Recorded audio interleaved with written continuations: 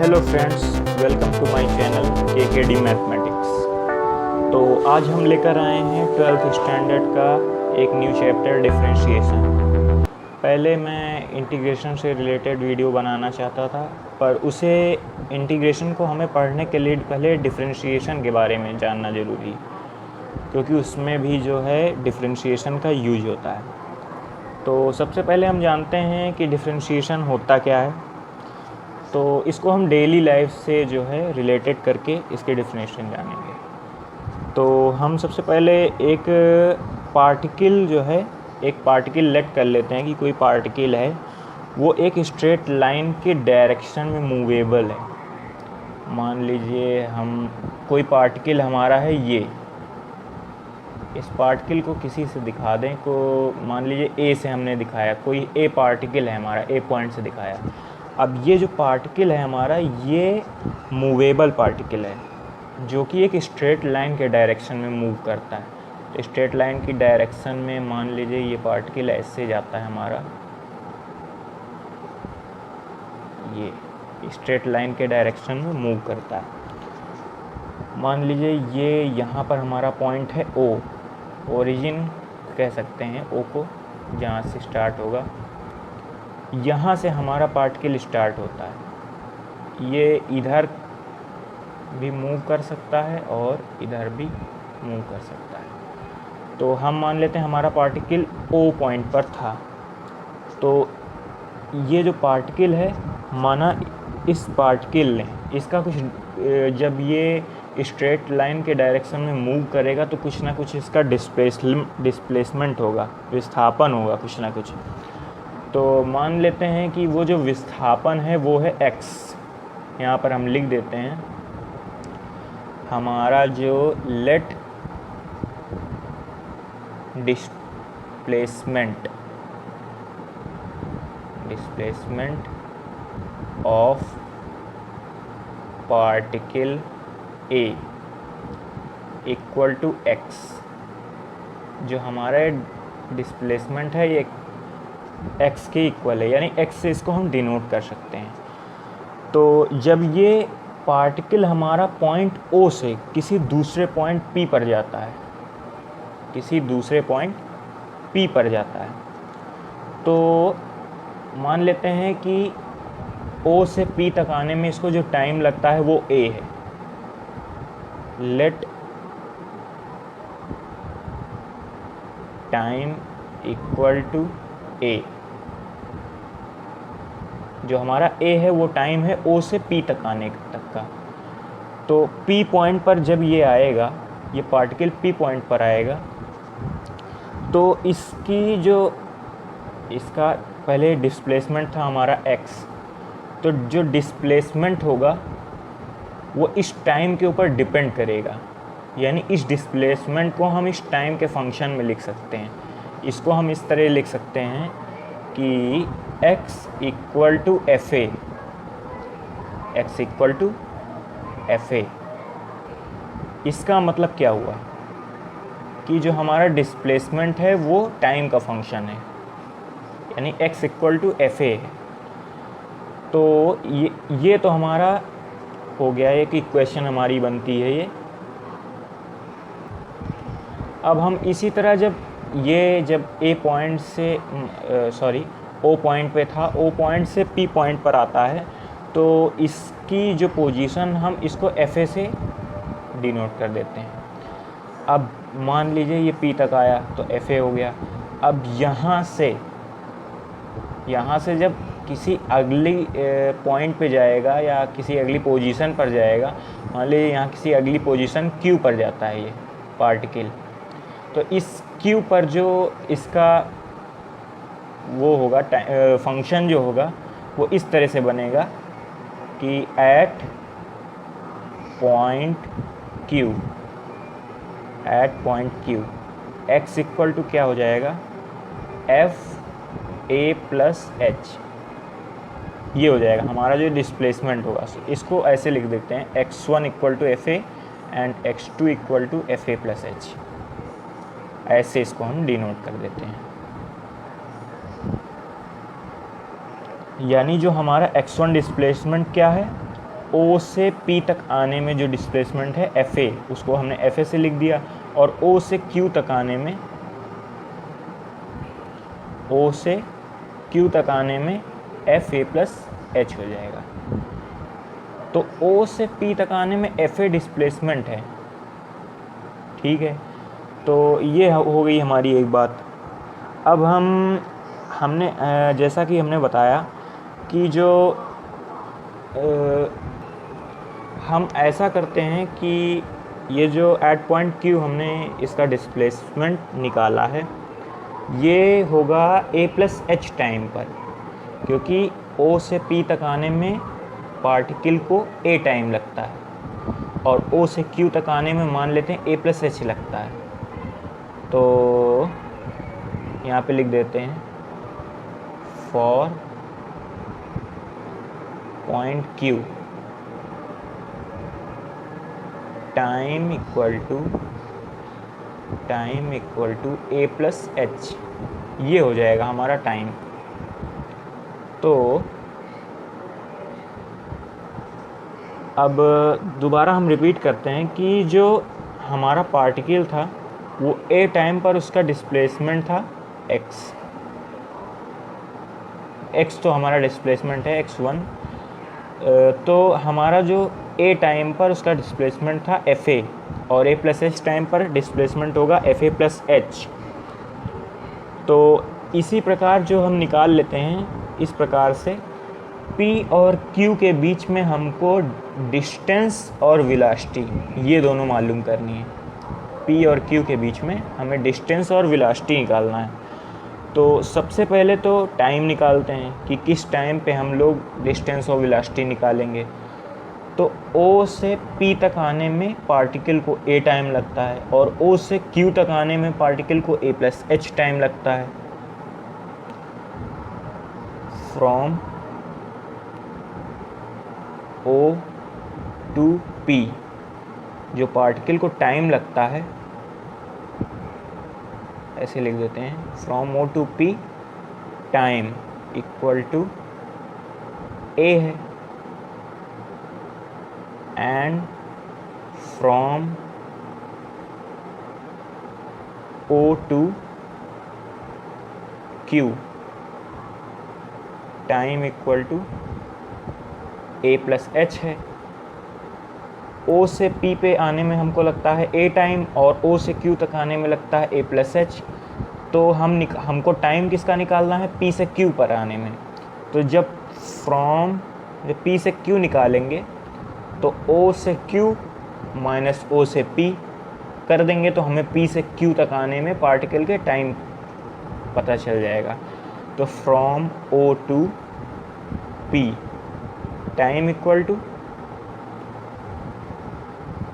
Q तक आने में time A plus H minus P तक आने में टाइम A। तो इसको सॉल्व कर लेंगे तो A से A कैंसिल हो जाएगा तो हमारा बचेगा H, यानी P से यहाँ पे Q से P से Q होगा, यहाँ पर P से Q, P से Q पर आने में टाइम जो हमारा लग रहा है वो है H। अब इसके बाद हम डिस्टेंस निकालेंगे, ये तो हो गई टाइम की बात, यानी टाइम हमारा आ गया from P to Q time equal to H, ये हमारा टाइम निकल आया।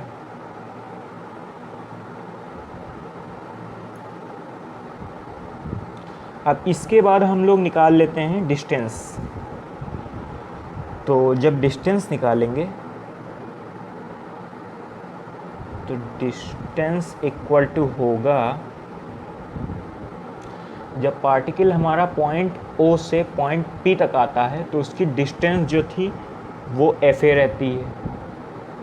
डिस्टेंस मतलब दूरी या विस्थापन, डिस्टेंस या डिस्प्लेसमेंट। तो हमारी डिस्टेंस हो जाएगी FA। FA कब होगी, जब O से P तक आता है, और जब O से Q तक जाएगा तो डिस्टेंस होगी A plus H, FA plus H, FA plus H. तो ओवरऑल हमारी डिस्टेंस P से Q from P to Q, from P to Q distance equal to हमारा हो जाएगा O से Q तक डिस्टेंस जो होगी FA plus H minus O से P तक की जो डिस्टेंस होगी FA, ये हो जाएगी हमारी। So P to Q distance equal to FA plus H minus FA, ये हमारी आ जाएगी डिस्टेंस P से Q के बीच में जब पार्टिकल होगा। अब हमने टाइम और डिस्टेंस तो निकाल लिया, अब हम क्या करते हैं कि एवरेज वेलोसिटीज़ की निकाल लेते हैं कि जो है पार्टिकल की एवरेज वेलोसिटी क्या होगी। तो शायद एवरेज वेलोसिटी पे जब हम जाएंगे तो हमारा एवरेज वेलोसिटी का फॉर्मूला होता है average velocity equal to total distance upon total time, total distance upon total time, ये होता है हमारा एवरेज वेलोसिटी। तो टोटल डिस्टेंस तो हमारी आ गई FA plus H minus FA और टोटल टाइम हमारा आ गया H। तो यही वैल्यू हम जो है इस फॉर्मूले में पुट कर देते हैं।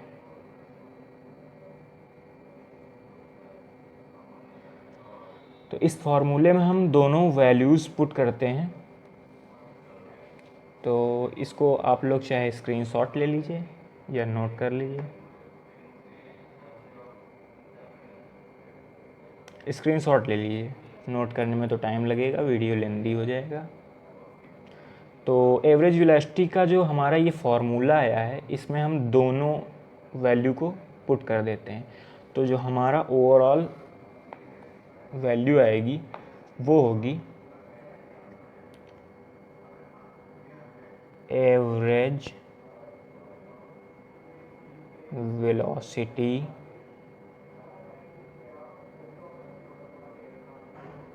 Velocity equal to total distance. Total distance हमारी क्या थी, ये थी total distance FA plus H minus FA, ये लिख देंगे FA plus H minus FA upon total time. तो टोटल टाइम हमारा आया था, टोटल टाइम H आया था, तो टोटल टाइम रख देंगे यहाँ पर H। तो हमें एवरेज वेलोसिटी क्या मिल गई, average velocity equal to FA plus H minus FA upon H। ये एवरेज वेलोसिटी पार्टिकल की है, कहाँ से कहाँ तक, P से Q पॉइंट तक।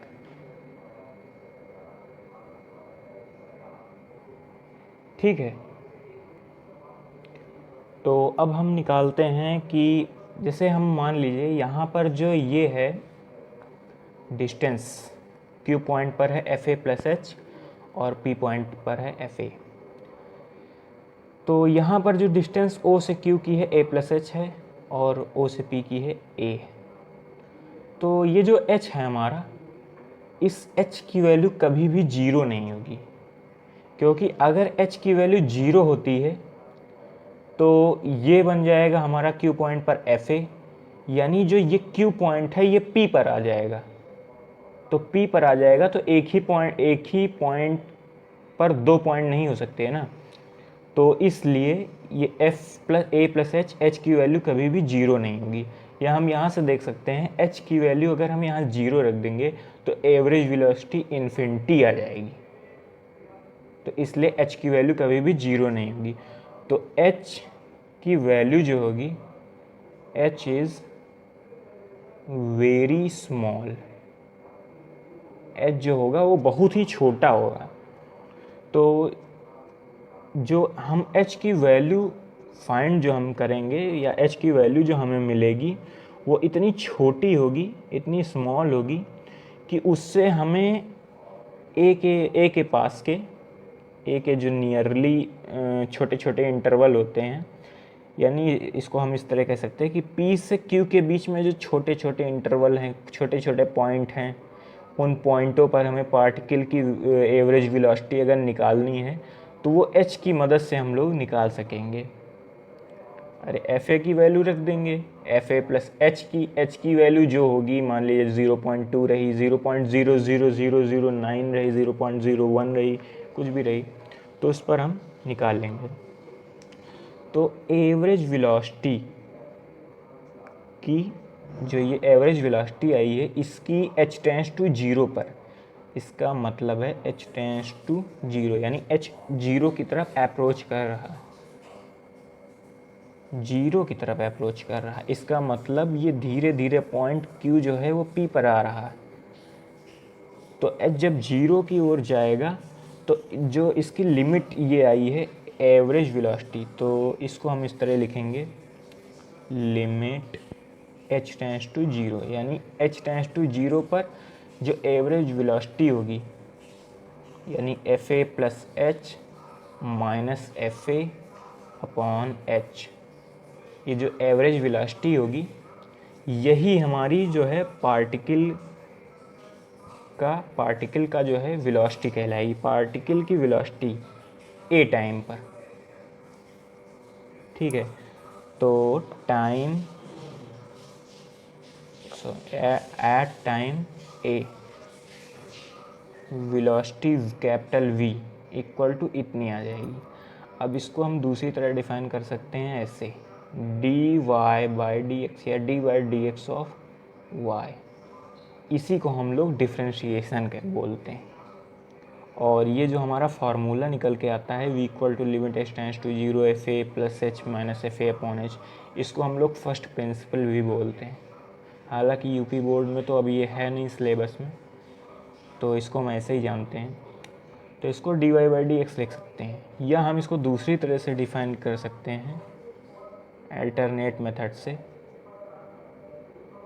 अल्टरनेटली इसको हम दूसरी तरह से अगर डिफाइन करें तो मान लीजिए कोई y equal to X function है जिसमें x इंडिपेंडेंट वेरिएबल है और y डिपेंडेंट वेरिएबल है।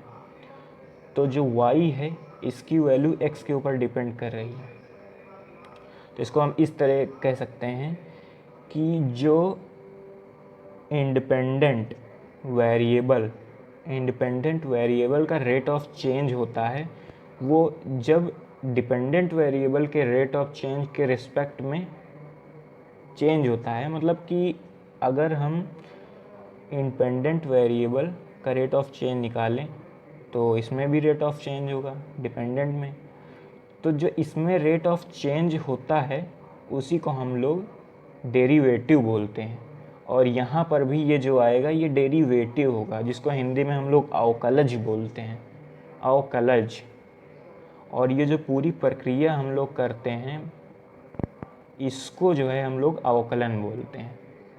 तो अवकलज और अवकलन में क्या डिफरेंस है यहाँ से समझ सकते हैं कि अवकलज क्या है, ये जो फॉर्मूला हमारा निकल के आया है ये जो है D by D X of Y, ये होता है अवकलज। और ये पूरी प्रक्रिया जो की जाती है प्रक्रिया को अवकलन कहते हैं। ठीक है, तो y इक्वल टू एक्स जो हमारा फंक्शन था इसका जो रेट ऑफ चेंज आएगा वो x के रिस्पेक्ट में हम लोग रेट ऑफ चेंज निकालेंगे। तो d by D X of Y equal to D by D X of x.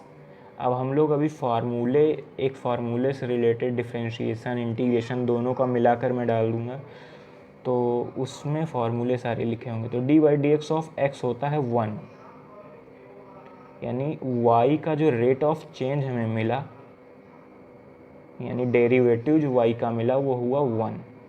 ये हमारा फाइनली आंसर आ गया। तो इसको हम इस तरह से भी समझ सकते हैं। तो ये तो था पार्ट 1 वीडियो का हमारा इंट्रोडक्शन। इसमें मैंने आपको बताया कि डिफरेंशिएशन क्या होता है, अब जो हमारा सेकंड वीडियो होगा उसमें हम लोग डिफरेंशिएशन का जो जियोमेट्रिकल मीनिंग होती है, डिफरेंशिएशन की जियोमेट्रिकल मीनिंग क्या होती है वो समझेंगे सेकंड वीडियो में। और थोड़े बहुत क्वेश्चंस करेंगे, एग्जाम्पल सॉल्व करेंगे